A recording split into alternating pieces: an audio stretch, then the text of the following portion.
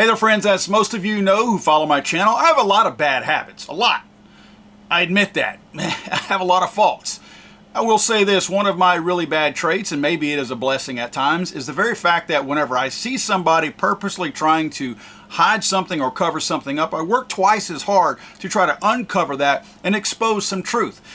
Between dealing with the federal government, any government agency really, and the media, we are spoon-fed lies on a daily, constant basis.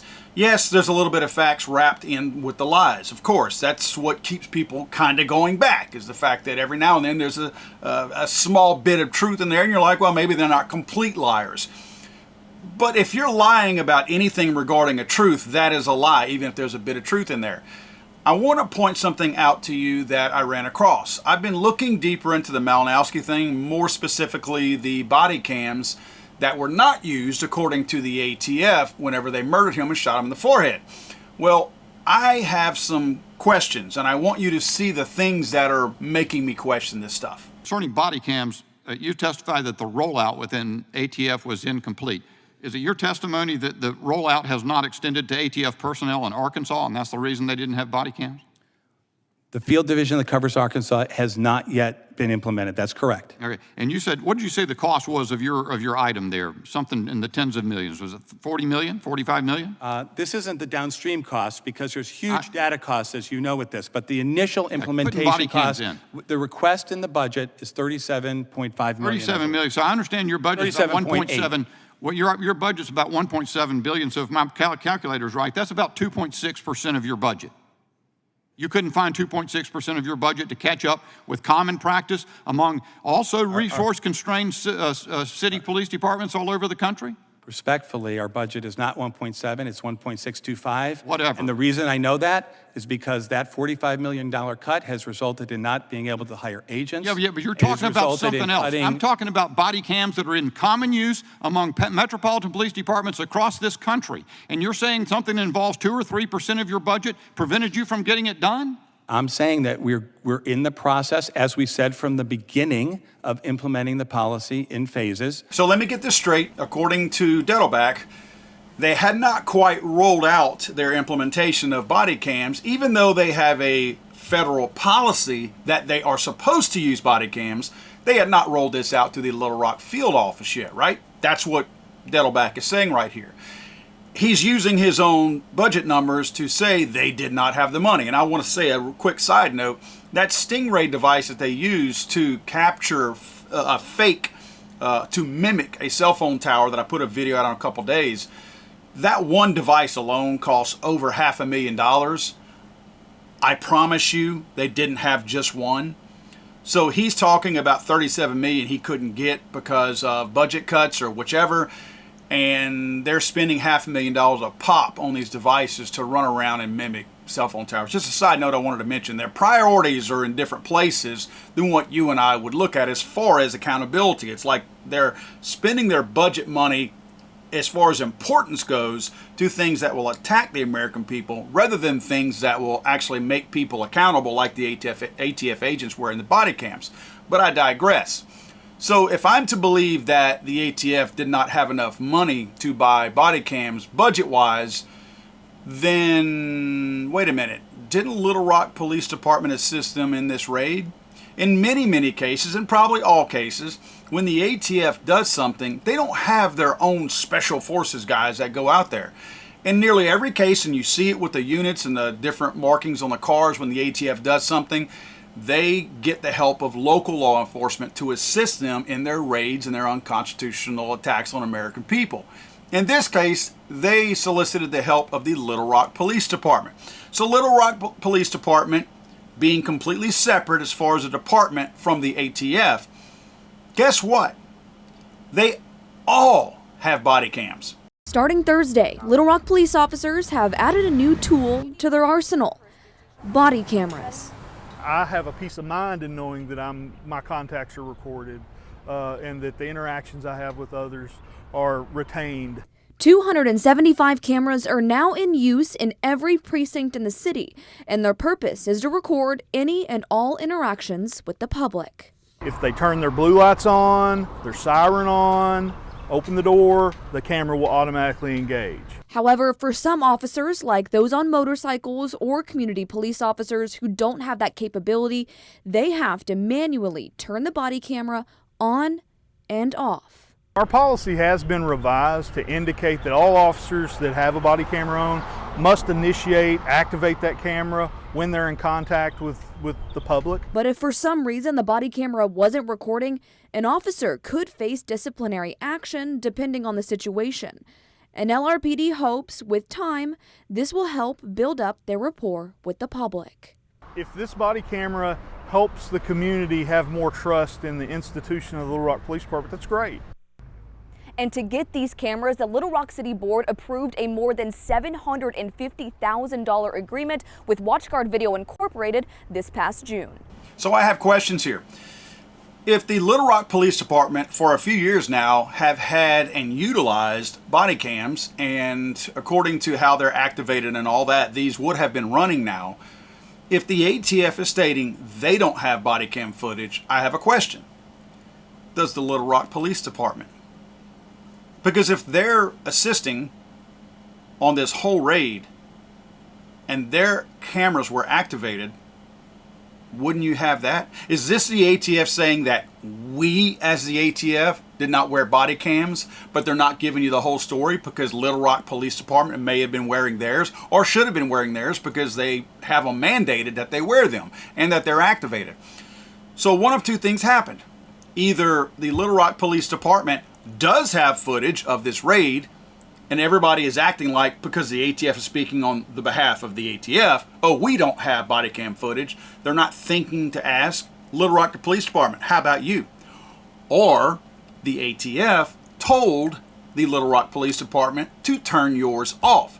Because whenever we look at the video, clearly these guys have all the placement on their plate carriers where these body cams go. And in fact, you can see where some of them appear to have body cams installed in these little pockets in the plate carriers. So it does appear that somebody had body cams physically at this location.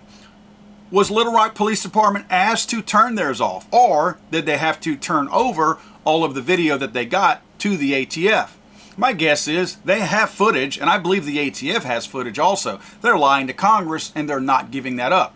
So we're not moving the needle right here, right? Nobody's opinion of the ATF is changing. We knew they were liars. This just reinforces the fact that somebody's lying. I want to look more at the costs. This is where the American people, other than getting a bullet in the head, are directly involved in these types of raids because we're paying for them. And we're giving this ATF agency, without us having a say in it, a lot of money to run their operation. First, let's look at the Little Rock Police Department's cost of running their body cam program, okay? So they said that they spent $750,000. That's the total cost of the Little Rock Police Department's body cam program, right?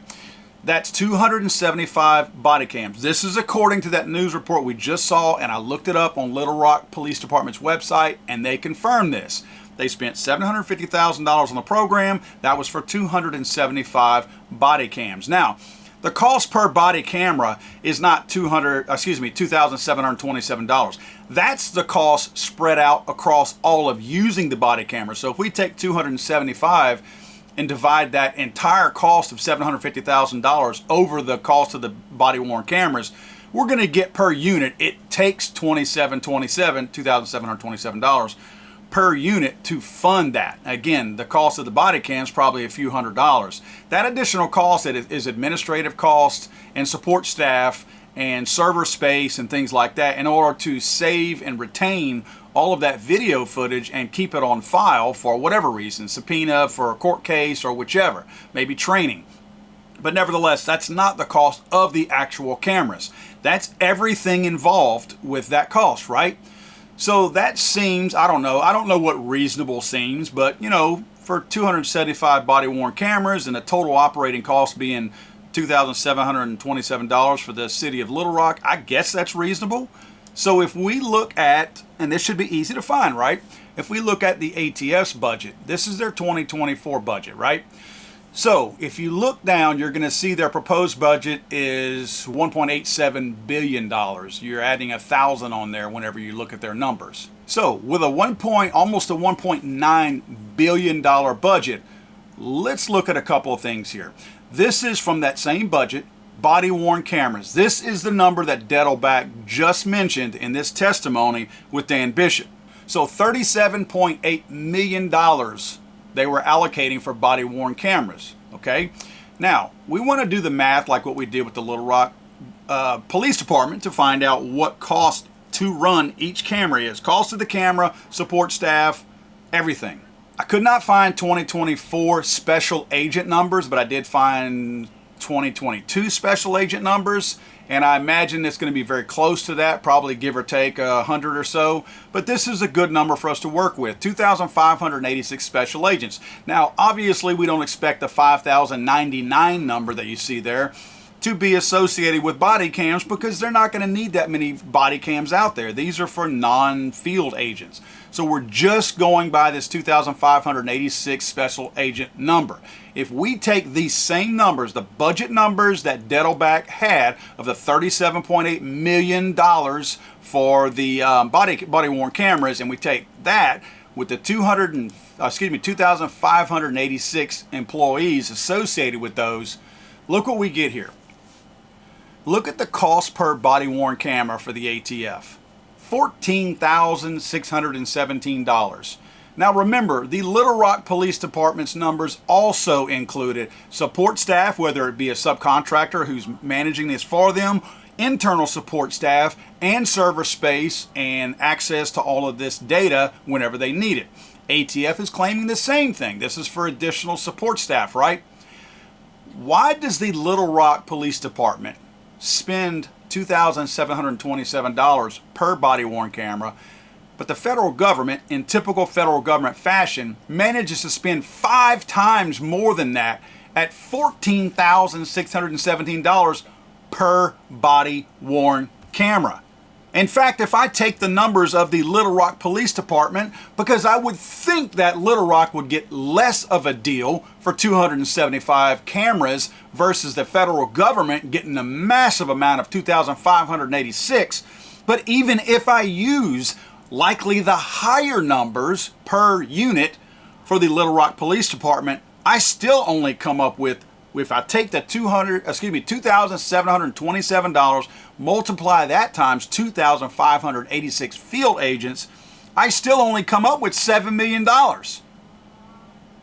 They're asking for $37.8 million. They're asking for $30 million more per project than what the Little Rock Police Department needed to run theirs. And again, I implore you to tell me in any kind of stupid way that Little Rock got that much better of a deal than the federal government buying that many more cameras. Not that you guys needed any kind of an additional indication that the federal government was hosing you and I out of our tax dollars to pilfer through them and spend them unwisely and likely on other projects that have nothing to do with what they actually budgeted for. Here's another glaring example of how the federal government could not run a lemonade stand without being bankrupt by lunchtime. God save the Queen, man. I'm sorry, I thought this was America.